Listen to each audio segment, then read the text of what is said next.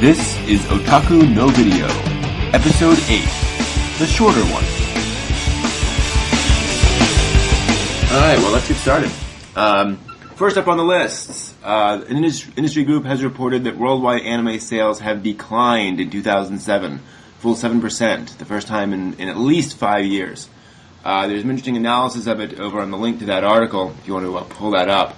But it basically it seems to indicate pretty much what we've been talking about all this time.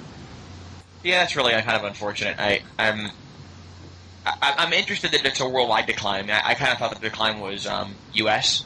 based, although maybe we're the big consumer, so when you say worldwide decline, it's really just us. But still, I'm surprised. I'm surprised.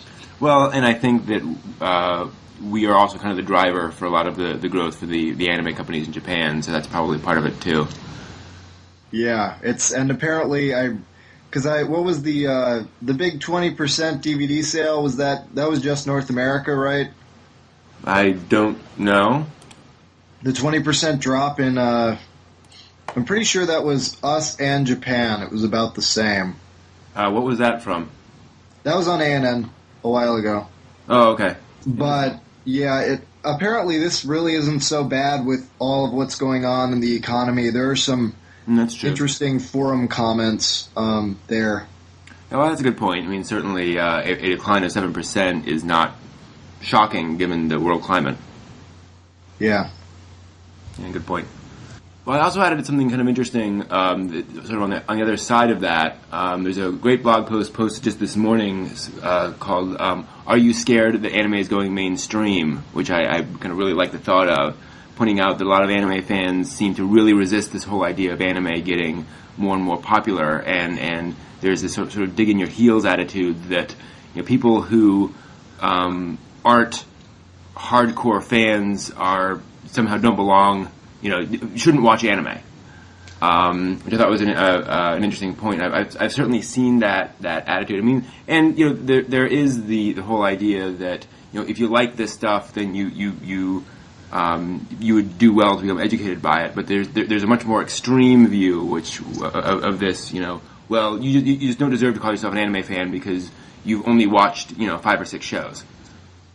I think that this happens a lot with, the kind of people who watch anime. I can speak for myself here. We're probably awkward and geeks at one point in their lives. And, so you latch on to whatever it is that people think of you as geeky because of science fiction or fantasy or anime or whatever it might be.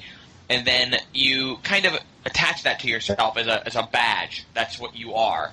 And then when something like that starts to go mainstream, you kind of start to feel like your badge is being taken away. You've started to identify yourself by what makes you different. And now you're losing that. Now you're not different anymore. And now it's sort of like, now I'm just a geek again. But now for no reason. I can't be like, yeah, but I like this cool thing that no one else likes. Mm-hmm. And then with that comes a whole host of other psychological issues. But a lot of times just that people have come to accept and love that they are in on something that other people are not. True. Yeah, I really don't care about this at all, because I mean I will treat them differently because well, they're different. Yeah I mean but it's, and you call yourself an anime fan, make YouTube videos, probably really bad AMVs, and then you've never been to a con, you don't know what Otakon is, you don't know what AX is, you probably don't know what licensing is, and you watch all your anime on TV and you download some. Great. Okay. But yeah, I'm not going to berate them for. I don't have a problem with all this. Considering how many people download nowadays, it's not. That's almost more mainstream than anything else. Yeah, exactly. I mean, the stuff that's not licensed here has the largest normal fan bases. Yeah. And really, I mean, by the mainstream anime fan not really being a fan criteria, I'm not. I don't watch half of what people would probably think I should watch by being an anime fan. I have an extremely limited selection of things that I watch. I watch it amongst all the other film and television that I take in, and take it in largely the same way. I don't view my anime watching as any different from going to see a movie or watching a new television show. So, I'm a anime fan in I deserve derision, I guess, by that criteria. So, yeah, I mean, I think at some point you kind of have to get over it. But the article makes a good point, which is as long as anime doesn't start being crappy and it's just attempt to appeal to mainstream audiences, then it's fine, and that's how I feel.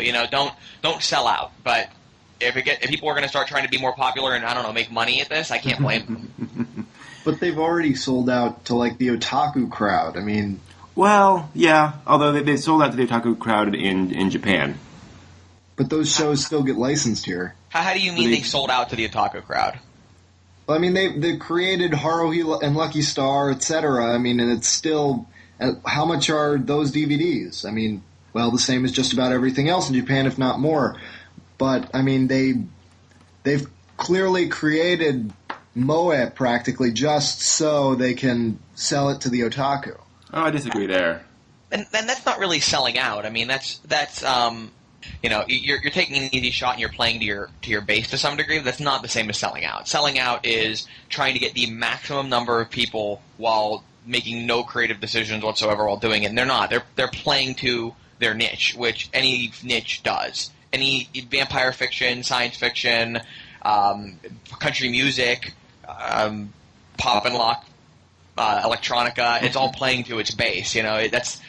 Once again, as I accept anime as a badge, the anime industry accepts me as a badge and wants to keep us obsessed with it. So that's not really the same as selling out. Unlike, say, taking a niche material, like taking a comic book, taking out everything you think is going to confuse mainstream audiences and undercutting the soul of that material just so you can get extra people in the theater. That's a completely different situation. Okay. Have you guys had a chance to check out those trailers for Genius Party Beyond? Yes. What do you think? Boy, is that some crappy character work. It looks neat. It just looks really weird. Yeah. I'm all over it. Now, what Genius Party... I'm thinking I saw the first Genius Party, right? There was a first Genius Party? Well, we were planning on going to see Genius Party because they were showing it here locally. That's what it was. Yeah. Okay, yeah, I knew this sounded familiar to me, and I was like, I couldn't place any actual work on it, but okay, yeah, we didn't get a chance to actually go see it. Okay. Yeah, and none of us did. But I mean, it's neat seeing some anime folks in the industry really going after trying to make inventive, unusual, interesting anime, considering how anime is very much a kind of repetitive, let's build on our successes kind of an industry. And so it's nice to see. It was nice to see him doing Genius Party, and it's nice to see it continuing. I think it's a cool idea. I love good filmmakers getting to play in weird short forms and be experimental, even if what results is utter crap. And frankly, Genius Party Beyond looks like there's a fair amount of utter crap in it. Sure. But it may not be. I mean, it's really hard to tell. When you look at something experimental for like 5 seconds, it just looks weird. So, yeah. But I think it's awesome. I think it's really good for the industry too. These are people that are confined by creative walls all the time because you have specific projects you're working on. You have a lot of money that you have tossed at you, so you have to work under specific situations. So it's really cool to get and say, you know what, just go nuts. Here's a relatively small amount of money and 20 minutes. Do whatever the heck you want to do. Yeah.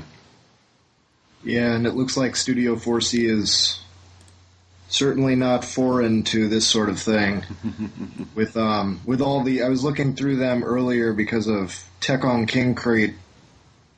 They have done a whole bunch of music video things, it appears.